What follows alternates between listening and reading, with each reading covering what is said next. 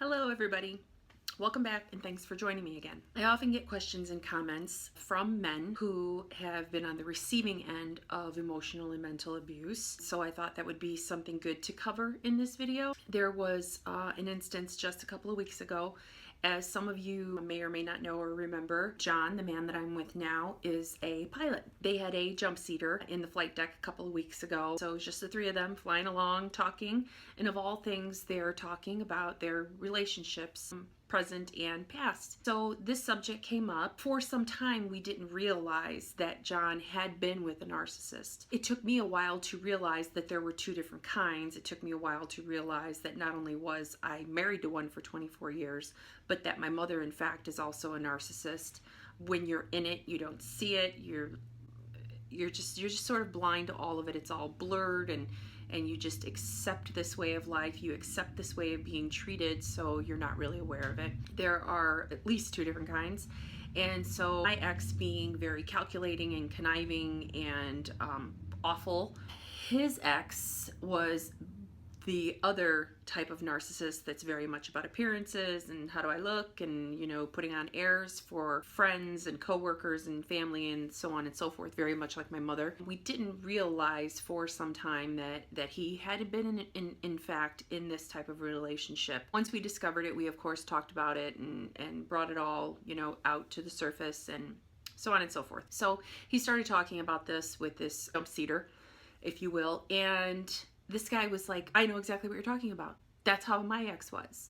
And, then it was, well, this, she used to say this and she used to do this. And he says, I know exactly what you're talking about. That's what my ex used to do.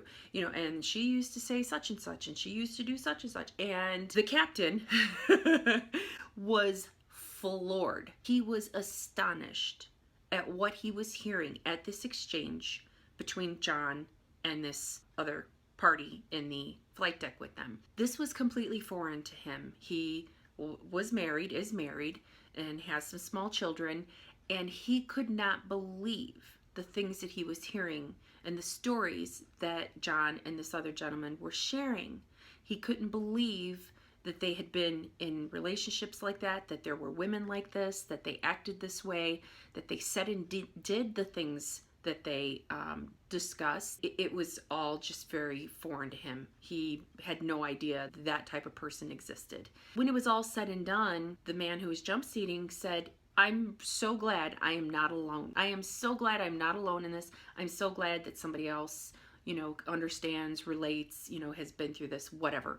He was relieved to know that there was another man, that there were other men that have been in that position. Women are not the only victims in this. Men are emotionally and mentally abused. My father was. And my father, you all know, anybody who has seen past videos and knows my history, knows exactly how close I was to my dad, how much my father meant to me, what he was in my life, what he represented, and I grieve him to this day, to this very minute. Not a day goes by that I don't think about him. He's been in my dreams probably 3 to 4 times a week in the last couple of months. I feel that I got my strength, my fortitude from him, and that was how I was able to deal with this person that I was married to for 24 years and still function and still be a mother and still be a daughter and still work and be productive, because I watched my father do it.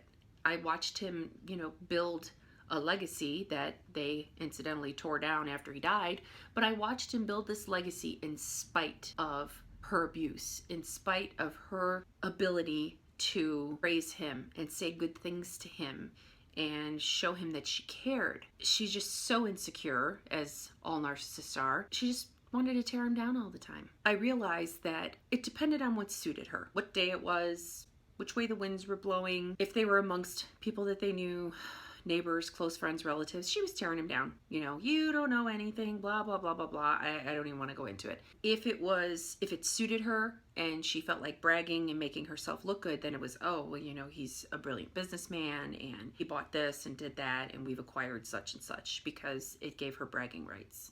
It's just whatever suited her at the time was the angle that she took in how she spoke of my father or to my father. Again, not seeing it, not identifying it at the time. It was just like, oh, that's mom, how mom is, blah, blah, blah, blah, blah. We'd all do the, oh, there she goes again. And it's just terrible. More often than not, when I wasn't in state with them and I was back home and he was at home, him and I wouldn't discuss business unless he was away from the house and actually at the place of business, because she would be in the background yelling, yammering on and on. We'd bring up a subject and you don't even know what you're talking about. That's not how you should handle it. And I don't know why you let these people do this. And just incessant. So more often than not, we wouldn't even discuss business. If I had something to tell him or something I needed to discuss with him, I'd call him up and say, hey, give me a call when you leave the house. And it was as simple as that. That's how bad it was. And towards the end, she would start that screaming and hollering on the other end of the phone, and I would simply hang up. And that was his cue to just call me when he wasn't around her. Because I thought to myself, you know what, if he wants to deal with her and he wants to listen to her, he can do that. He has to do that. That's his wife. I'm tired of listening to it. And at the time, I didn't have the good sense to recognize that in my own relationship. Anyway, so he dealt with that. I know he would never call himself a victim, just like I don't like that word. And actually somebody commented, saw one of my videos and said, think of yourself as more of a target. And I really appreciate that comment and I embrace it, because I don't like to see myself as a victim. I don't think I'm a victim. I was a target because I still functioned. I still got through life. I walked away from him. I didn't end up, slithering along in a gutter because I didn't have him in my life anymore. I moved on. I've moved on.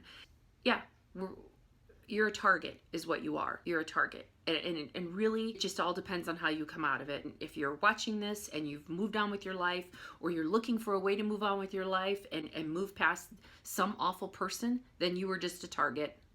You're not a victim. You're a target and you're ready to move on, or you have moved on. And if you have, good for you. I just wanted to discuss this, like I said, and speak to some of the men out there who do in fact deal with this. It affects everybody. It affects men, it affects women, it affects children, it affects anybody who's involved and within an arm's length of a narcissist who just doesn't know how to treat people. We just need to keep talking about it. We need to be supportive of one another. We need to help out people who, leave comments here, or, if you're on the page with me or one of my Facebook friends, everybody's always so great about that. We all sort of vent and share, and I really appreciate that. As much as I have moved on and moved forward, I'm still in this phase of healing. I think we all are, and I think anybody who's watching can definitely relate to that. Guys, you hang in there too. You absolutely know what it's like. If you have been or are with a narcissistic woman, they're probably just as bad, maybe sometimes even worse than any narcissistic man. No one's really exempt. We'll be moving on to another subject. Thanks everybody for watching.